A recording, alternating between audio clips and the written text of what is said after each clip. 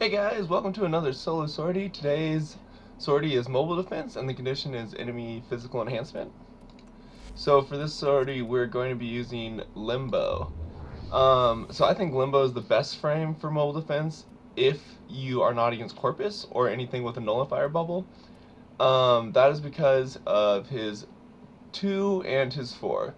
So his 4 makes a big bubble, as you've probably seen, that is in the what do they call it? A pocket of rift plane, um, and all the enemies inside it can only be hit by people inside the rift plane, and can also be frozen with stasis. So what you want to do is you open your cataclysm, all the enemies run to the edge of it, but there's stasis, so right when they run inside, they get frozen, and then enemies inside the stasis can only be hit by melee weapons. So you use your melee weapon to kill all the enemies while they're just frozen there. There's no risk of dying or anything, and the only way this can go poorly is if there's a energy leech Xmas or a parasitic Xmas that drains our energy. But yeah, aside from that, it should be pretty easy. So anyways, here's the build. Let's see. I think I don't want this big of a bubble, so I'm gonna go with this build. If your bubble is too big, then you have to run around too much to get your enemies. And you do want to have your duration as high as possible, so maybe a little tweaking would be alright, but honestly I think this is pretty good. So, let's see, do I care about these? Arcane Tempo, what does that do? Definitely don't want that. What I want is this, Arcane Fury. And then Arcane Guardian's fine too. Okay, perfect. Yeah, so anyways, here's the build. Natural Talent, everyone uses this on Limbo. I don't know if it's really mandatory, but I kind of like it. So I keep it on here, but if you really wanted to, you could put this, switch this out for more duration, which would actually probably be better. But, or yeah, you could switch this with more duration too, if you had, the correct polarities, which I don't have now, the correct polarities to fit it, so this is what we get. Oh, yeah, that's what we get. Okay, so anyways, and then here's my melee weapon I'm using. This is a Za. This is with, let's see, how do I see the parts of the Za? Okay, here we go. The link is Jai 2, the grip is Plague Bokwin, and the strike is Plague Kiwar. The main thing you want is a polearm that uses condition overload, or something that is long range that uses condition overload, or is the Atarax, because that's going to be the most melee damage you can get. So pretty much you just want to use your strongest melee weapon that has a decent amount of range. You really don't even need the range either, it's just convenient. So just whatever your favorite melee weapon is, but this is the one I'm using, and this is the build for it. We have Viral and Corrosive because the Plague Strike has innate Viral, which is super awesome.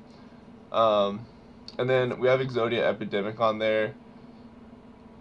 Honestly, neither of these are really that great until you get them to max rank, but yeah, this is, if you do a slam attack after a bullet jump or a double jump, it CCs enemies. We're not going to really need this at all. I just have it on there for shits and giggles. You just really don't need that.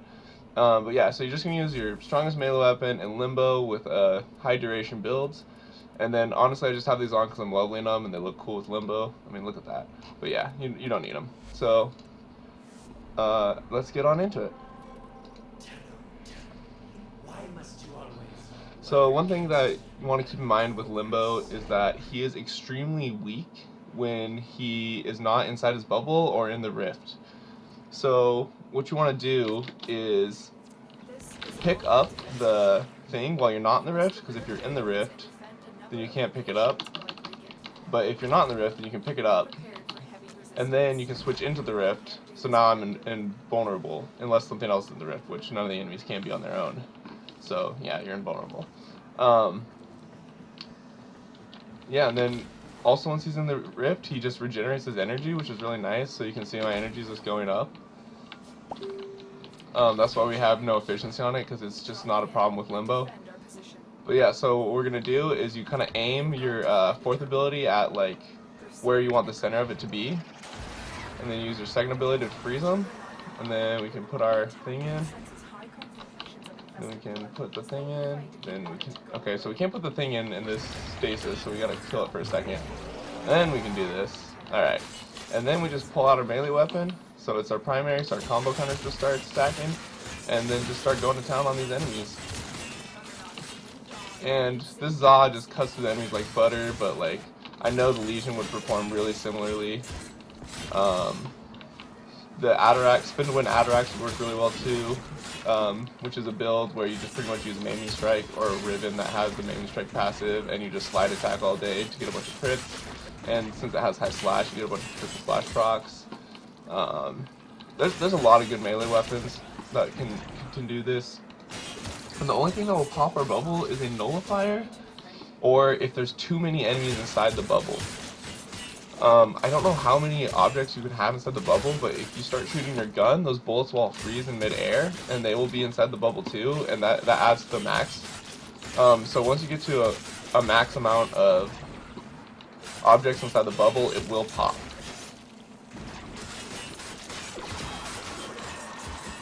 Yeah, we got 11 seconds left, so I gotta put the stasis back up. And if you'll notice, the bubble is getting smaller as we go, so that's why you want to try to center it like right on the console. Okay. So now we can go to the next one. But yeah, having a bigger bubble wouldn't be bad either. You just have to run around more to kill all the enemies, but it would honestly be just fine, especially on this type of map. But anyways, we're gonna start the bubble again, reset our stasis so that it doesn't come out on us, and then just go back to the grind of meleeing. Right now I have Zenuric on, but the best school for this would be Naramon, I think is what it's called, the melee one. Because then you can make it so that your melee combo counter, instead of dropping to 0, when your combo counter's over, it'll just drop. It'll drop by 20 every second, I think. So like, our melee combo is at like 80, right? So we'd have our 10 seconds to get out of, that we haven't hit anything with melee. And then we'd have 4 more seconds beyond that before we'd actually go to 0. So it just adds basically to our combo counter time. And you mainly just want to be at like 2 combo, or like 1.5 combo is even strong enough to pretty much one-shot these enemies, I think. Maybe not one-shot them, but, you know, just shred them pretty easily. Okay, so another thing is, when you're in the bubble, you can hit people in the bubble, but you can't hit people outside it. So sometimes enemies will be like halfway in, or just on the outside. Oh, and our bubble disappeared. And let us pick up the data mask inside our bubble. That's interesting. I'm just gonna grab this really quick, but yeah. So as you can see, like, these guys are just chilling here. Like, you'll see when we run to the next objective that bubble will stay up the whole time.